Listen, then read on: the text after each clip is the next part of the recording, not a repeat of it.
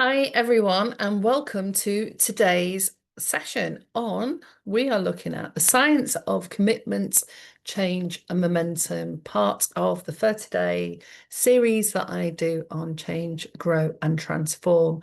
And it's an interesting topic if you have been attempting to make some changes in your life and put in some new behaviors and habits, but can feel yourself being drawn back to previous ways of being or find that it's a struggle just to commit. So let's have a look at that today. So the card involved in this is the Eight of Pentacles, which just had in my hand. There it is. And that's a beautiful card. As you can see, this she's got eight pentacles, all different things in them. She's sat at the desk and it's glowing. And this is that idea of how when we start to make a decision about doing something every day in connection with our goals, desires, and dreams, the bigger picture, as well as, the simple things every day, then the Eight of Pentacles shows that we're starting to craft a way of life, a way of working, a way of being. And that's steadily and intentionally. So, like when you sign up to a 30-day, a 60-day, 90-day program, you're committing to this idea of working towards the outcomes that you want and the things that you'll do each day and each week to move you in that direction. So if you want to move out of anxiety and depression or out of a state of stress into calm, or you want to start feeling more satisfied, more joy and happy, or you have a particular goal in mind and you want to be able to be more resilient and have the emotions to manage any of the changes coming up, then you need to commit to an idea that will move you in that direction. So this is that science of commitment, change, and momentum. So this card speaks to that commitment and repetition itself as the long game, the mastery of the self and the soul. So it's about progress is not just made in one leap. And it can look like that for people, like someone's become what we call an overnight sensation and they've blown up on the internet or something, but actually often they've been working at being a dancer or a singer or since they were like 4 or 5 years old and done lots of competitions, sang in front of lots of people. Same as writers, they might have wrote a lot of manuscripts for plays and for books, and then it's just that one book that becomes the thing that everybody starts to read about. So it's about having that daily devotion to your own cause, to the things that you're working on, that you're doing either with your day job or as your job, but it's part of something much bigger than that. So you're not just trying something, and you might be initially when you start any kind of program, which is change program, you might be trying just new things to see how they feel and how they fit and whether you want to carry on doing that. Like when you go in the clothes shop and you try on shirts and see if they fit, if they feel good, if you like the colour. But it's about moving into embodiment where this becomes a part of who you are in your day-to-day life. And also, it's not about perfection, it's about staying with the process long enough so that you can experience real, visible internal changes. So if you think about the 30-day program or the 60 or the 90-day as a container, this is about how doing something in relation to your own personal, spiritual, professional development and that becoming a container is what allows the process to start to shift. So we're moving out of old conditioning, old psychology, old ideas, and ways of being that served us a purpose for a certain amount of time that don't quite work anymore. So we're taking on some new ideas and trying them out. Now, this program has a concept every day and journal prompts to go with that. And that can feel like quite a commitment for people when they first start out because we haven't moved enough things around in our lives to create space for it. So initially, it might be that you've got the general things going on in your life, your 9 to 5 job or split shifts, kids to pick up, shopping to get, and we haven't even created space of 10 or 15 minutes for us to have a shower in peace. But eventually, what you start to notice is when you start to create some space in your life, And you enjoy that process, that sensation of just sitting, being still, or doing that class. And it makes you, it releases some joy and some happiness, and you enjoy the process. Sometimes that's all you need that gives you the motivation and the nudge in a way to continue and to open up more space. And in that process, sometimes other things have to go, like how much time we spend on TV, um, watching or playing video games, chatting to other people, spending time online, your phone use, Instagram use. So if you thought about how much time you spend scrolling, instead of scrolling you half the time or don't do it at all, stop yourself for a week and see how it goes and how much time that opens up. Then you can start to utilize that time instead for sitting down and connecting with information, material, journal prompts, meditation, mindfulness, anything at all. These are all the different paths, really, to you becoming a better version of yourself, the one that you want to become, not what anyone else tells you should become. So psychology and neurological research shows us that it takes 30 to 90 days to begin rewiring the brain. And so it's through the application of creating the space and the consistent effort of doing something every day over the course of that time where we actually start to see some neurological shifts. You can actually see it on brain scanning techniques. Often it takes about 90 days, but you'll start to see results if you commit to it after about a week, 2 weeks. And you'll start to notice the benefit that that gives you over other things. And then that's where you start to make those choices about where you focus your attention and invest your energy. So by showing up daily, even with small intentional acts, we begin to create those new neural pathways. And what felt hard actually starts to feel natural. What was once unfamiliar becomes embodied. So initially, as I've said on other videos, after my car accident, I had to get off the sofa to stretch, to release the stiffness and the pain that I had in my body. But that became a morning routine, along with putting Epsom salts and aromatherapy oils in the bath and soaking my achy, sore muscles, then doing some yoga, and then doing some very simple things like doing some mindfulness or pulling on the oracle cards, and something that just connected me with me. That over time became something that I do at least 3 days a week of the yoga. But if not, I do it the 5 days. I just do a different type on different days. Because also it's about tuning into the body and asking what you need. Because even when I feel tired and heavy, actually, if I do some yoga, in particular the slow Kundalini warm-ups or the yin yoga, I can feel that my body's starting to move and starting to get some feel energized.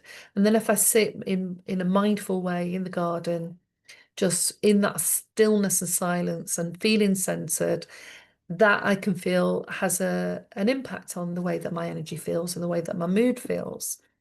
So we're creating those new neural pathways in that process, and eventually that becomes more embodied, just like other habits do. The habits that we've got now were taught to us somewhere at some point in our lives, if you think about the things that you do day to day. So 30 isn't just a number, it's a sacred cycle, it's a lunar return. So if you think about, the full moon and the new moon, so we're often in these 30-day cycles. And in a behavioral psychology way, it's also about a commitment to your own self-worth and alignment. And most importantly, it builds trust with yourself. So this card, the Eight of Pentacles, reminds us, if you look at the card, take a picture, get your own tarot and your own oracle and pull out the Eight of Pentacles, it will remind you that no effort is wasted. If you repeat something with presence, you craft your reality like an artist, one day, one choice at a time. So today, I invite you to anchor your why. Why are you doing this? Why now? And your why should fuel your fire with your follow through. So I was talking to a client a few weeks ago, and we were looking at how um, her energy could go from being really intense, frenetic, doing lots of things, packing in loads of things, going to the gym, working full time, and trying to fit things in and getting really stressed and frustrated. And that stress and frustration was telling her something. And also, old patterns and old situations were rearing up. So, if you have shadow elements of your personality and things that you haven't dealt with, they can also come up in that time. And sometimes that freneticness is the system trying to keep us away from what we really need to attend to. Sometimes we feel grief and loss and we want to cry, but we don't. We're really busy doing all these things. But when you slow down, and sometimes if you push yourself too hard, in the gym and you're going every night and you're lifting weights, you can actually, there's a science about overtraining, and your body will eventually just get really fatigued and give up, and you end up in bed depressed for days. And if you've been depressed before and in that depression cycle, you can interpret that as, oh, the depression's coming back, when really is you've not had enough nutrition to cope with the amount of exercise you're doing. You're exercising every day, but you're not getting enough sleep, you're not resting, you're not drinking enough water. So it's all about balance, and it's about thinking about the age that you are and where you are in life. Because I know now there's no way I could keep up the level of intense workouts that I used to do when I was in my 20s, 30s, and even 40s, where I could go to the gym 3, 4 to 5 times a week. But I did burn out twice as well. So I could keep it going for a certain amount of time, but sometimes something has to give, especially if you're not making proper space for that thing that you're doing. So that frenetic energy of keeping on the go all the time is like those short dopamine bursts that we get. We can get the adrenaline from the working out or doing things at speed, but there comes a time when we sometimes are forced to slow down. So we need to pay attention to our bodies, of what our bodies are telling us. And if we've got aches and pains and our shoulders out or our necks hurting, sometimes we need to go and get checked by our doctor or somebody that actually knows a lot about the body, like a chiropractor or an osteopath, and see if anything's out of alignment. Are we overtraining the wrong part of the body? Are we doing the wrong kind of exercise for ourselves? And the same with food. We were also talking about how we can get bombarded with all this information about whether or not you should have a vegan diet and only juice or only eat meat. Well, the thing is that we've all got different constitutions. We have to work out what's right for our body. And I know that on the Diary of a CEO podcast, they were looking at the tools now that we have in the medical industry for monitoring blood and what happens when we fast and what happens when we eat certain food, and the impact of travel and drinking coffee and all these things have on us.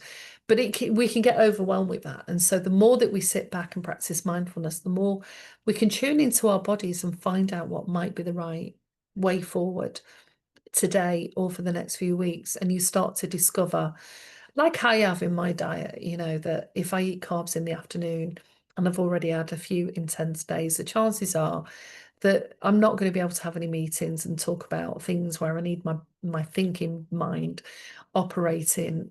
That works better first thing in the morning, or after 7 or 8 o'clock at night. So it's really good to know your own rhythms, your own cycles, how you work. And if you don't, just start that process. And this process of the 30 days that's the byproduct, is we get to know ourselves a lot more, and how we function and what helps us function and what our strengths are and what our limitations are.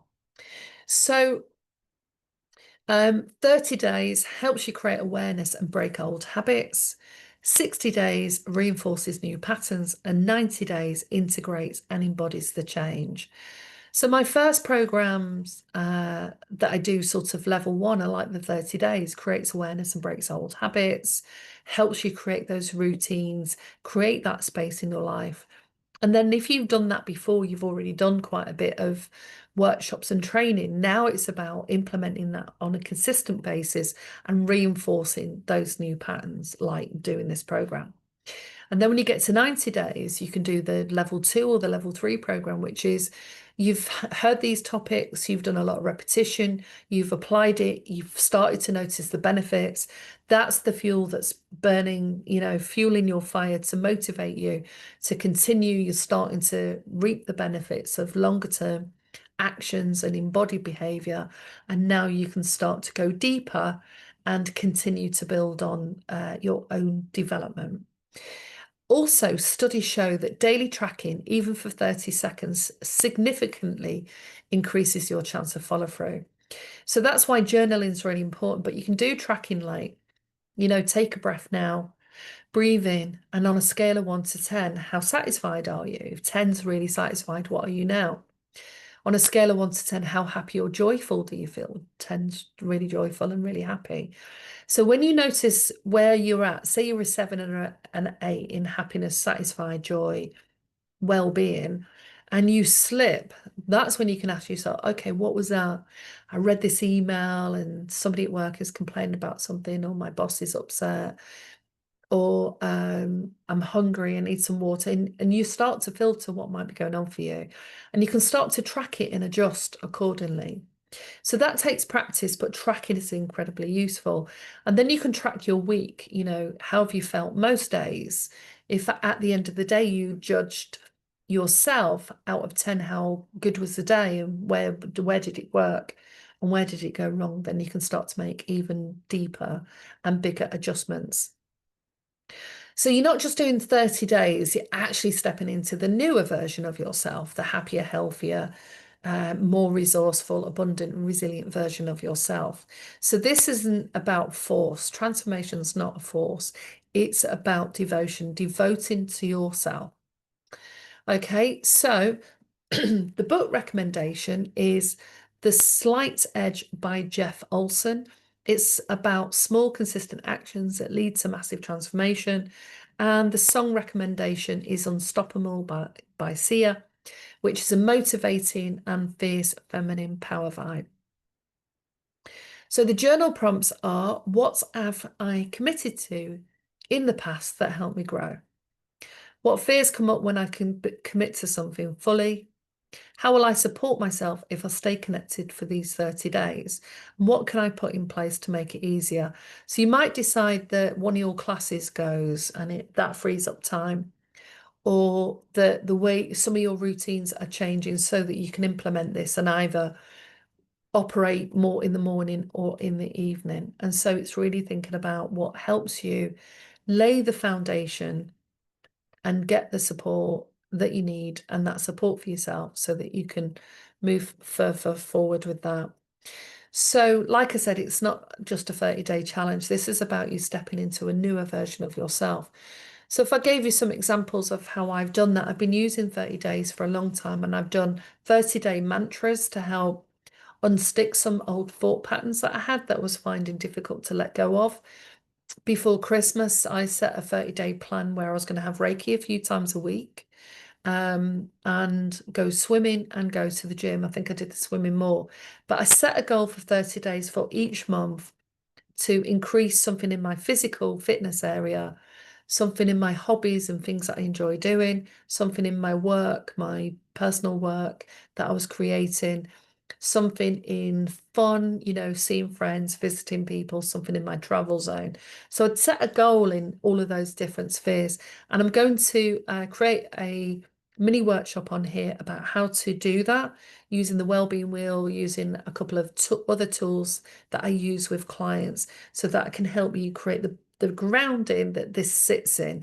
This can become the container and the scaffolding for your experience, but also everything else in your life can also be a part of that same container. So hopefully you've liked this discussion that we've had today, and do contact me if you want to have any of your own personal 30-day programs created using some of these ideas and adding any others that maybe I've not covered in this program. And I look forward to speaking to you soon.